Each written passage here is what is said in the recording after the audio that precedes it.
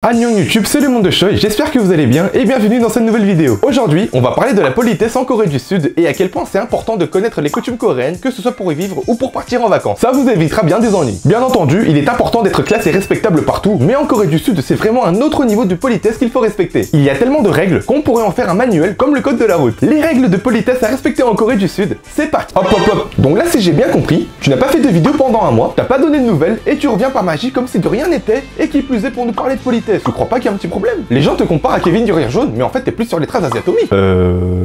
C'est vrai, ça fait longtemps. On en reparlera une prochaine fois où je vous annoncerai la direction que va prendre la chaîne YouTube. Sur ce, Let's you get it. Wow.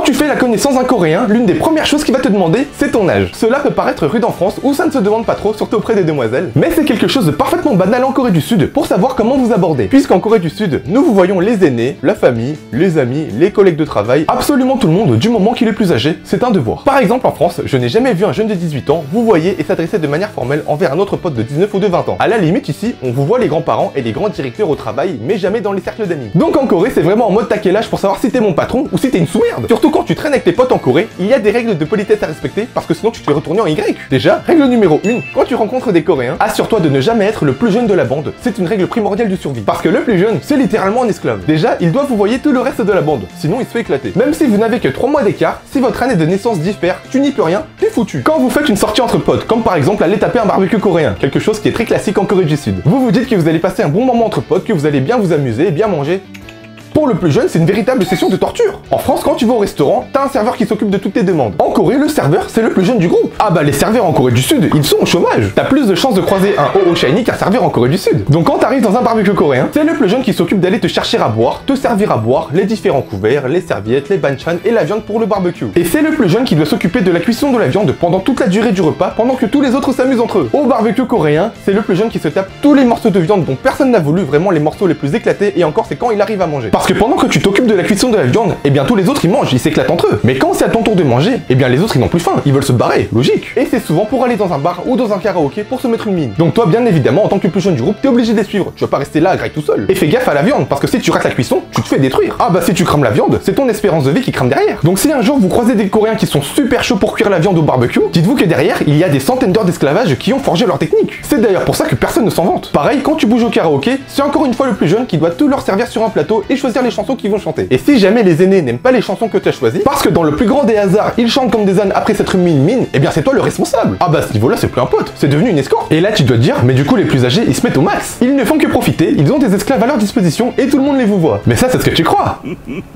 Tout a un prix, il y a un équilibre à respecter. Il y a aussi des inconvénients pour les plus âgés, et bien heureusement. Parce que oui, le plus vieux, c'est celui qui paye pour tout le monde à chaque fois. Donc tu te doutes bien qu'il va profiter de ses pleins pouvoirs avant de se retrouver à manger de l'eau pendant tout le reste du mois. D'ailleurs c'est pour ça que les Coréens se rasent. C'est pour avoir l'air plus jeune et ne jamais payer, quitte à passer pour une...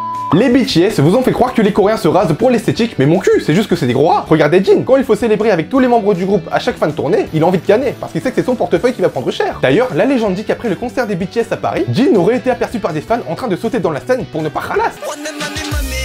D'ailleurs, à chaque fois que je rentre de Corée, je mets du temps à me remettre dans les habitudes françaises. Parce qu'il m'arrive de vous voyer des potes français et ça crée un sacré malaise. Et inversement, quand je me rends en Corée, les 2 premiers jours, je me prends des rafales par mes potes coréens parce que je les oublie de les vous voyer. Tu vois mes joues, ils ne sont pas gonflés parce que je suis gros. C'est les tartes de mes amis coréens qui n'ont toujours pas déenflé. Ils connaissent dur ces enflures. Mais le pire, ce sont les ajoshi et les ajumma. Déjà que de base, ils cherchent les ennuis et la bagarre pour rien, alors imagine quand t'oublies de les vous voyer. Tu finis au Ecomundo en première classe. J'espère vraiment que vous n'aurez jamais à avoir affaire avec eux, mais comme on ne sait jamais, voici ma technique infaillible pour survivre une confrontation directe avec ces fous furieux. Tu vois les techniques qu'on te donne pour apprendre une langue plus facilement. Comme par exemple en espagnol, tu prends les mots en français et tu colles un O à la fin. Et bien en Corée du Sud, il y a une technique exactement pareille pour ne manquer de respect à personne et ça marche à tous les coups. Je l'appelle la technique rappeur US de la street. À la fin de chacune de tes phrases, tu rajoutes le suffixe yo et tu verras que ton expérience en Corée du Sud va être beaucoup plus agréable.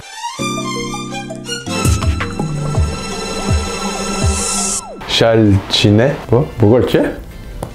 싸가지 없는 Yo. 오케이. 너 한국말 진짜 잘하네. 한 잔 빨래? 괜찮아. Yo. Non, là c'est pas un problème de yo. C'est juste que tu refuses jamais l'invitation d'un Coréen quand il t'invite à aller à boire. Petite merde. Quand j'allais à l'école primaire en France, j'ai remarqué que la plupart de mes camarades de classe appelaient leurs parents par leur prénom. Et c'est quelque chose qui ne sera jamais possible en Corée du Sud. Même chez les Coréens qui habitent en France, c'est impossible. Mes propres gènes me disaient, wesh c'est dangereux, déconne pas. Et un beau jour, j'ai essayé de faire le test sous l'influence d'un ami français. Ce n'était clairement pas la meilleure idée que j'avais eue. La droite de mon daron peut confirmer. Ah, le pote français et moi, on avait clairement pas les mêmes darons. Il y en a un, quand il faisait une connerie, il était privé de sortie et de dessert pendant que l'autre, il se prenait les 64 points du hacké de Neji. Mes parents c'était les premiers à me dire, écoute Choi, il faut que tu vives comme un français, que tu t'habitues à leurs coutumes, leur culture, leurs valeurs, leurs traditions, mais ça ne marche que dans leur sens. Quand j'ai appelé mon daron par son prénom, son discours il a fait à 180 degrés. On est une famille coréenne, tu dois respecter les traditions et la culture coréenne à la maison. Et quand je lui réponds que c'est toi qui m'as demandé de suivre l'exemple des Français, ah il pète encore plus un câble en me disant que t'apprends en plus les mauvaises habitudes des Français. Voilà, c'était tout pour cette vidéo. Dites-moi ce que vous en avez pensé dans les commentaires. N'hésitez pas à liker et à vous abonner pour la prochaine vidéo qui sortira au plus vite. Ah c'est mort, je donne plus de date, ça ne se passe jamais comme prévu de toute façon. Prenez soin de vous. 다음에 보자.